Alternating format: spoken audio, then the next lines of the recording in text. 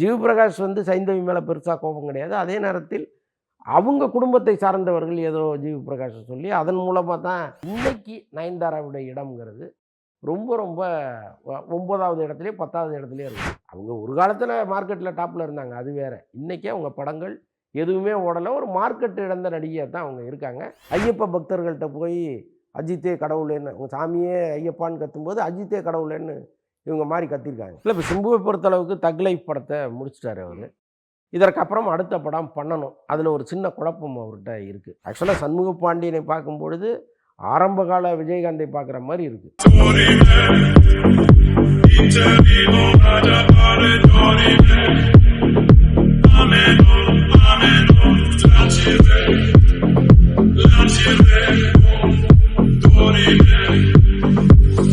Hi we play trending நேயர்கள் எல்லாருக்குமே வணக்கம். முதல் பகுதியில ஒரு சஸ்பென்ஸ் வச்சிருந்தாரு. ஆனா அது செக் என்ன அப்படின்றத இப்போ ஓபன் பண்ண போறாரு, வாங்க கேட்கலாம். சிம்பு அவர்களுடைய இந்த படப்பிடிப்புகள் ரொம்ப சிறப்பாக வேற போயிட்டு இருக்கு. இப்போ அடுத்தடுத்து சில விஷயங்கள் தக் லைஃபா இருக்கட்டும், இல்ல இப்போ அவர் வந்து அந்த கட்டம் கட்டி கலக்கக்கூடிய விஷயம். ஸோ இன்னும் ஒரு சில அப்டேட்டுகள்லாம் வந்து நிறைய வந்திருக்கு அப்படின்னு. ஸோ அது நீங்க சொன்னா கொஞ்சம் நல்லா இருக்கும். இல்லை, இப்போ சிம்புவை பொறுத்தளவுக்கு தக் லைஃப் படத்தை முடிச்சிட்டாரு அவர். இதற்கப்புறம் அடுத்த படம் பண்ணணும். அதில் ஒரு சின்ன குழப்பம் அவர்கிட்ட இருக்குது. என்னென்னா, அஸ்வத் மாரிமுத்துன்னு ஒரு டைரக்டர், அவருடைய படத்தில் தான் அவர் நடிக்க போகிறதா இருந்துச்சு. இப்போ என்னென்னா, அதை கொஞ்சம் தள்ளி வச்சுட்டு அதுக்கு முன்னாடி ஒரு படத்தை பண்ணிடலாங்கிற மாதிரி ஒரு பிளான் பண்ணிக்கிட்டு இருக்காரு. அந்த படம் யார் தயாரிப்பாளர், யார் இயக்குனருங்கிறதெல்லாம் இன்னும் முடிவாகலை. பட் அவர் அப்படி ஒரு முடிவில் இருக்கார். அடுத்து நேரடியாக அஸ்வத் மாரிமுத்து படம் கிடையாது, நடுவில் ஒரு படம் பண்ணலாங்கிற ஒரு எண்ணத்தில் இருக்கார். அது என்னங்கிறது இப்போ தெரியல, இன்னும் சில நாட்கள் ஆகும். ஓகே, இதே இதில் பார்த்தீங்க அப்படின்னாக்கும் மறைந்த கேப்டன் விஜயகாந்த் ஐயா அவர்களுடைய படங்களையோ அல்லது அவர் சம்பந்தப்பட்ட பாடல்களையோ இதுக்கு வந்து நாங்கள் உரிமை, அதாவது காப்புரிமைகள் வந்து நாங்கள் எதுவுமே கேட்கல. ஸோ இதை வந்து எந்தெந்த விஷயங்கள்ல, அதாவது எங்களுக்கான சொத்து இல்லை, மக்களுக்கான சொத்து அவர். ஸோ அப்போனா அவர் சம்மந்தப்பட்டது எதுனாலும் நீங்கள் எங்கிட்ட உரிமை வாங்க தேவையில்லை அப்படின்னு வேற சொல்லிட்டாங்க. இப்போ இந்த லப்பர் பந்து இந்த படத்தில் கூட பார்த்தீங்கன்னாக்கும் ஒரு சவத்திலேயே ஒரு விஷயத்த முடிச்சுட்டாங்க. இல்லை, அவங்க சொன்னது வந்து அவருடைய படத்தின் பாடல்களை பயன்படுத்தியது. அவரை நீங்கள் ஏஐ டெக்னாலஜியில் உருவாக்கி ஒரு படத்தில் பார்க்கணும்னா நீங்கள் அவங்கள்ட்ட அனுமதி வாங்கணும். ஓகே, அது தெளிவாக அவங்க சொல்லிட்டாங்க. Okay okay. ஸோ மற்றபடி வந்து அவருடைய பாடல்களும் சரி, அவருடைய புகைப்படங்களை எங்கே வேணாலும் வச்சுக்கலாம் அப்படின்ற ஒரு விஷயத்த வர சொல்லியிருக்காங்க. ஸோ நல்ல ஒரு விஷயமா பார்க்கப்படுது. அப்புறம் வந்துட்டு இவங்களுடைய, அதாவது இப்போ அவருடைய பையன் கூட ஒரு படம் நடிச்சிட்டு இருக்காரு, படைத்தலைவன். ஸோ இந்த படத்துடைய அப்டேட் சார், ஏன்னா சரத்குமார் சார் ஒரு பெரிய டீமே வந்து அதில் நடிக்கிறாங்க. இதோடைய அப்டேட் சார். இல்லை, அந்த படத்தினுடைய முன்னோட்ட காணொலிகள்லாம் பார்க்கும்பொழுது நிஜமாகவே ரொம்ப சூப்பராக இருக்குது. ஆக்சுவலாக சண்முக பாண்டியனை பார்க்கும்பொழுது ஆரம்ப கால விஜயகாந்தை பார்க்குற மாதிரி இருக்குது. அவருடைய அந்த கண், இந்த பவர்ஃபுல்லான ஒரு பார்வை, அந்த ஹைட்டு வெயிட்டு எல்லாமே வந்து அப்படியே விஜயகாந்த், இன்னொரு விஜயகாந்த் மாதிரியாவே அவர் இருக்கார். நிஜமாகவே அவர் விஜயகாந்த் இடத்தை பிடிச்சாருன்னா இந்த தமிழ் சினிமா இண்டஸ்ட்ரியில் பல பேர் சந்தோஷப்படுவாங்க. ஏன்னா விஜயகாந்தை நேசித்த அத்தனை பேரும் அவங்க குடும்பத்திலேருந்து ஒரு பெரிய ஹீரோ வரணும்னு விரும்புகிறாங்க. அதுக்கு ஏற்ற படமாக அந்த படைத்தலைவன் வரும் போல் எனக்கு தோணுது. இன்னொன்று வந்து விஜயகாந்தை ஏஐ டெக்னாலஜியில் நாங்கள் கொண்டு வரோம்னு சொல்லி கோட்டு படத்தில் வந்து அந்தளவுக்கு பர்ஃபெக்டாக கொண்டு வரல. ஆக்சுவலாக விஜயகாந்தே வர்றாரு, அவர் ஒரு ஃபைட் பண்ணுறாரு, விஜயை காப்பாற்றுறாரு அப்படிங்கிற மாதிரி இருந்ததுன்னா அது வேறு மாதிரி இருந்துருக்கும். ஓகே, பட் அப்படி இல்லாமல் விஜயகாந்தா உருவெடுத்து வந்தாருங்கிற மாதிரி காமிச்சிடுறாங்க. அது பல பேருக்கு பெரிய ஏமாற்றமாக இருந்துச்சு. பட் இந்த படத்தில் விஜயகாந்த் ஏஐ டெக்னாலஜியில் வர்றாரு. அந்த அந்த ட்ரெய்லர் முடியும் பொழுது ஒரு இப்போ ரீசெண்டாக டீசரோ ட்ரெய்லரோ வெளியிட்ருக்காங்க, நீங்கள் அதில் பார்த்தீங்கன்னா அந்த முடியும் போது அந்த விஜயகாந்த் கண்ணோட முடியுது. அவ்வளோ பர்ஃபெக்டாக பண்ணியிருக்காங்க. இதைத்தான் விஜயகாந்த் ரசிகர்கள் விரும்புகிறாங்க. அவர் மீண்டும் வரும்போது ரீக்ரியேஷன் பண்ணி அவரை கொண்டு வரும்பொழுது அவராகவே இருக்கணும் அது அப்படின்னு நினைக்கிறாங்க. கிட்டத்தட்ட இந்த படத்தில் அவராகவே வரத்துக்கு வாய்ப்பு இருக்குது. Okay sir. அப்புறம் பார்த்துட்டிங்கன்னா ஒரே மேடையில் ரொம்ப நாளைக்கு அப்புறம் ஜிவி பிரகாஷ் அண்ட் சைந்தவியோட ஒரு அந்த சந்திப்புன்றது வந்து அது ஒரு மேடையில் ஒரு மேடை நாகரீகமாக கூட சில விஷயங்கள் அவங்க வந்த வேலையை பார்த்துட்டு போகலாம். ஸோ அங்கே ஒரு சில விஷயங்கள் வந்து நடந்திருக்கு, அது என்னன்னு கொஞ்சம் சொல்லுங்கள். இல்லை, அதான் ஒரு ஒரு மேடையில் அவங்க 2 பேருமே ஒரு பாடலை பாடினது. அது ஜிவி பிரகாஷனுடைய இசை நிகழ்ச்சி. அது முதல்ல வந்து அவங்களுக்கு இடையில் பிரச்சனை வந்ததே இந்த இண்டஸ்ட்ரி வந்து ஐயோ இப்படி ஒரு கப்புள் பிரியுதேங்கிற மாதிரி ஒரு வருத்தத்தோடு பார்த்தாங்க. பல நேரங்களில் சில கப்புள்ஸ் பிரிவாங்க, அதை வந்து பெருசாக இங்கே எடுத்துக்க மாட்டாங்க. தேவைதான்ப்பா அதுக்கு, இது ஆடின ஆட்டமும் சரி, அது ஆடின ஆட்டமும் சரின்ட்டு போயிடுவாங்க. பட் இந்த கப்புள் பிரியும் போது மட்டும் எல்லாருக்குமே ஒரு பெரிய வலி இருந்துச்சு. ஐயோ! இவங்க போய் பிரியலாமா அப்படின்னு.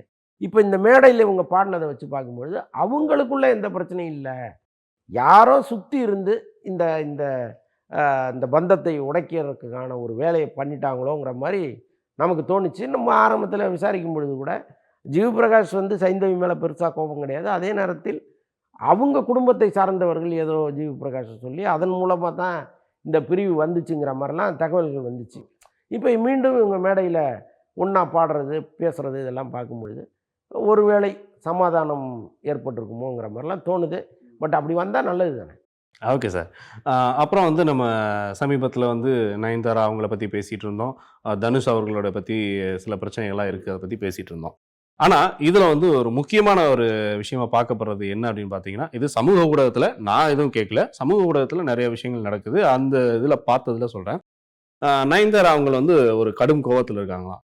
என்னை பற்றி ஒரு 3 பேர் பேசிக்கிட்டே இருக்காங்க அப்படின்ற ஒரு விஷயம். அந்த 3 பேர் யாரு அப்படின்றது நான் கரெக்டாக புரிஞ்சுக்கிட்டேன், நீங்கள் நல்லாவே புரிஞ்சுக்கிட்டீங்க.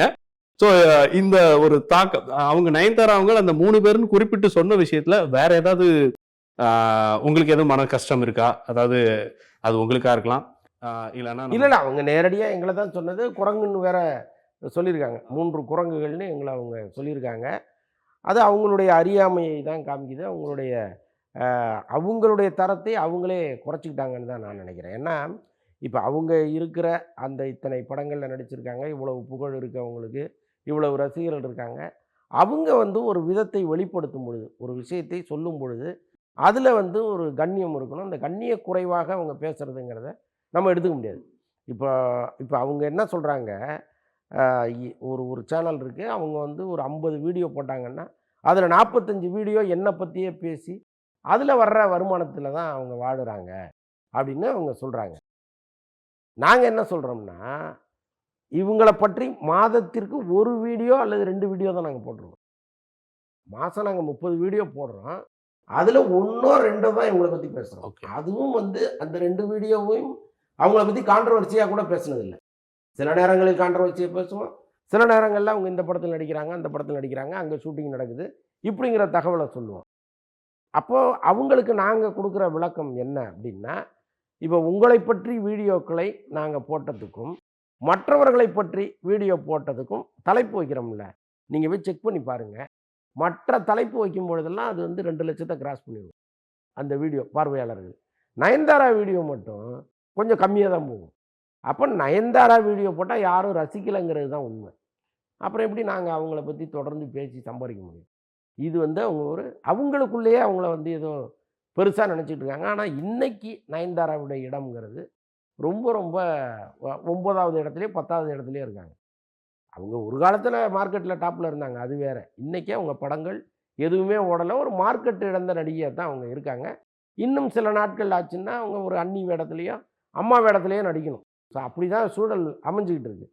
ஸோ இந்த நேரத்தில் அவங்க வந்து நான் அப்படி நான் இப்படி என்னை வச்சு இவங்க சம்பாதிக்கிறாங்கன்னு சொல்கிறதே அவங்களுடைய அறியாமையை தான் காமிக்குது. அவங்கள பற்றி நாங்கள் ஒரு கருத்து சொல்கிறோம்னா அந்த கருத்து சரி தவறுங்கிற விவாதத்துக்கு தான் வரணும். அதை விட்டுட்டு வேறு டைவர்ட் ஆகி வேற ஏதேதோ பேசுறதுங்கிறத எப்படி நம்ம ஒத்துக்கணும் சார்? அப்படி பார்க்கும்போது அப்போ வந்து இது நீங்கள் வந்து அவங்க மேலே கடும் கோபத்துக்கு போக வேண்டிய அவசியம் இல்லை. ஏன்னா நீங்கள் சொன்ன விஷயங்கள் அறியாமையில் சொல்லிட்டாங்க அப்படின்றது. ஸோ அப்போ நீங்கள் பார்க்கக்கூடிய விஷயம் இதுதான். மற்றபடி ஸோ நீங்கள் பார்த்துட்டீங்க.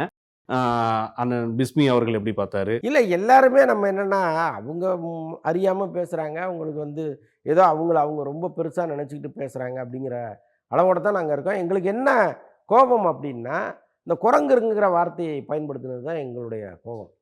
நீங்கள் சொல்லலாம், இந்த மாதிரி ஒரு 3 பேர் பேசுகிறாங்க அப்படின்னு சொல்லலாம். ஏன்னா அந்த உருவக்கேலிங்கிறது அவங்க அதெல்லாம் கடந்து வந்ததாக சொல்கிறாங்க அந்த இன்டர்வியூவில். நான் பல உருவக்கேலிகளெல்லாம் கடந்து வந்திருக்கேன் அப்படிங்கிறாங்க. அப்போ அவங்களே வந்து இன்னொருவரை உருவக்கேலி பண்ணுறதுங்கிறது எந்த விதத்தில் சரிங்கிறது தான் நம்ம கேள்வி. Okay okay. உளவியலாக அது ஏற்றுக்கொள்ளப்பட மாட்டாது. Okay okay. அஜித் அவர்கள் இல்லை அப்படின்னா அவருக்கு ஏகே, இந்த 2 பேரை தவிர இந்த முன்னிட்டு எந்த ஒரு பேரையும் வந்து தயவு செய்து கூப்பிடாதீங்க அப்படின்னு வந்து இதுவரையும் வந்து அவர் பெருசாக வந்து மக்கள் இடத்துல அவர் கோவப்பட்டதில்லை. ஸோ அதை வேணான்னு சொல்லிட்டாரு. அதை ரசிகர்கள் வந்து ஒரு அன்பால் கூப்பிட தான் செய்வாங்க. ஆனால் அதையும் தவிருங்க, வேண்டாம் அப்படின்ற ஒரு கொஞ்சமாக ஒரு 1% கோவப்பட்டு அன்பால் சொல்லியிருக்காரு. இதை பற்றி உங்களோட கருத்து சார்? அதான் அந்த அறிக்கையில வந்து எழுதப்பட்ட வார்த்தைகள் வந்து ரொம்ப கண்ணியமா, கவனமா, ரொம்ப அழகா அந்த கடிதம் ப்ரிப்பேர் பண்ணியிருக்காங்க. ரொம்ப அதுக்கு முதல்ல பாராட்டுகள். ஏன்னா அந்த கடவுளே அஜித்தேங்கிற விஷயம் வந்து ஏதோ ஆரம்பத்தில ஃபன்னா பேச ஆரம்பிச்சு, அதற்கப்புறம் வந்து அந்த கோஷம் எங்கெங்கேயோ போய் எப்படி எப்படியோ போய் கடைசியில ரொம்ப முக்கியமான இடங்கள்லாம் அத ஒலிக்க ஆரம்பிச்சோம்னா, அவருக்கே அது ரொம்ப எரிச்சலாகி போச்சு. ஏன்னா இப்போ அ ஐயப்பன் கோயில்ங்கிறது ரொம்ப புனிதமான ஒரு விஷயமா எல்லாரும் பார்க்குறாங்க. அதற்கு விரதம் இருக்கிறதெல்லாம் அப்படி விரதம் இருப்பாங்க. ஸோ அப்ப அவங்க வந்து ஐயப்பன் கோயிலுக்கு போம்போது, அந்த ஐயப்ப பக்தர்கள்ட்ட போய் அஜித்தே கடவுளேன்னு, உங்க சாமியே ஐயப்பான்னு கத்தும்போது, அஜித்தே கடவுளேன்னு இவங்க மாரி கத்தியிருக்காங்க. ஸோ அதெல்லாம் வந்து அவர் காதுகளுக்கு போனோனே ரொம்ப அதிர்ச்சி ஆயிட்டாரு. என்ன இப்படி பண்றாங்க அப்படின்னு. அதே மாரி அரசியல் கூட்டங்கள்ல போய், அங்க முக்கியமான தலைவர்கள் பேசும்போது திடீர்னு எந்திரிச்சு அஜித்தே கடவுளேன்னு கத்துறது. Okay, okay. இதெல்லாம் வந்து அவர் காதுக்கு போனோனே, ஐய்யய்யோ! என்னடா இது? ரொம்ப தவறான திசையை நோக்கி போயிட்டு இருக்கே இதுன்னு ம். சொல்லிட்டு தான் ரொம்ப ஸ்ட்ராங்கா ஒரு அறிக்கை ஒண்ணு அவர் வெளியிட்டிருக்காரு. அதுக்கப்புறமாவது அவங்க திருந்தணுங்கிறது தான் முக்கியம். பட் திருந்த மாட்டாங்க. ஏன்னா, அது அது அப்படிப்பட்ட ஒரு ஒரு வெறி பிடித்த ரசிகர் கூட்டமா இருக்கு. எப்படி இருந்தாலும் நீங்க அஜித்த தானே நேசிக்கிறீங்க.